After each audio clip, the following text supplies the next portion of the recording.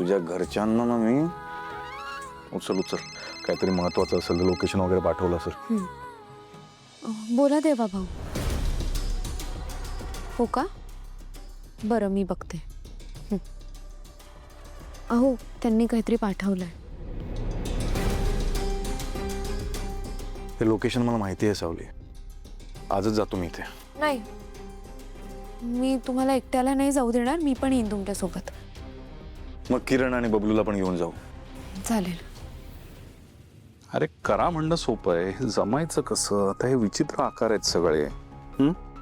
सरळ असतं तर जमलं असतं ना. आता हे कापणार कसं? तिलोत्तमा मॅडमने तुम्हाला हे काम दिलंय. काम दिलं नाही, कामाला लावलंय तिलोत्तमा मॅडमनी. हे ना साधं सोपं असतं ना कापायचं तर जमलं असतं. पण आता हे चित्र विचित्र आकार कसे कापायचे? राजकुमार लहान होता ना तेव्हा हे सगळं जमायचं. आता जरा वय झालं. मी मदत करू का तुमची? हो करशील प्लीज.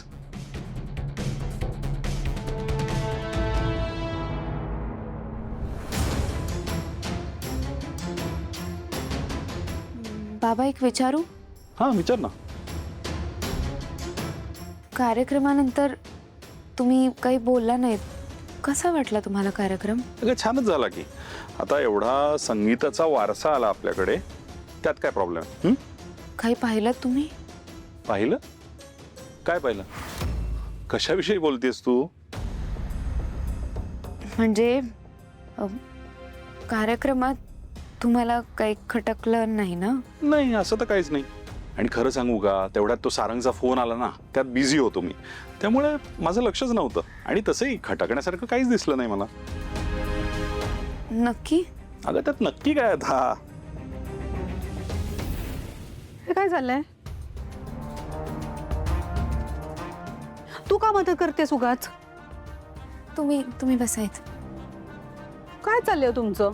अहो तिलोत्तमा मॅडम, त्यांना ते जमत नव्हतं, त्यामुळे मीच म्हणाले मी मदत करू का?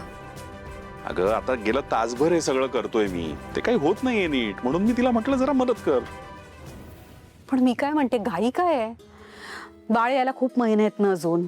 मग आणि हो, उगाच कोणाची मदत घेऊ नका. हे काम आजी आणि आजोबांनी करायचंय. तू प्लीज हेल्प नको करूस. हा तिलोत्तमा मॅडम, मी आमचे जुने धुतलेले कपडे आणून दिलेत तुम्हाला. ते बघा. अरे वा, बरं केलंस बरं केलंस. मोठं काम केलंस ना माझं तू. मी येते. तसं नाही हो, ऐका ना. असं नाही करायचं. मी सांगते, ऐका ऐका ऐका जरा. हे ना सगळं वाकडं होतं. मग थांबा थांबा, परत परत पहिल्यापासून सुरू करा. परत पहिल्यापासून. ठीक आहे, हे इथे ठेवूया.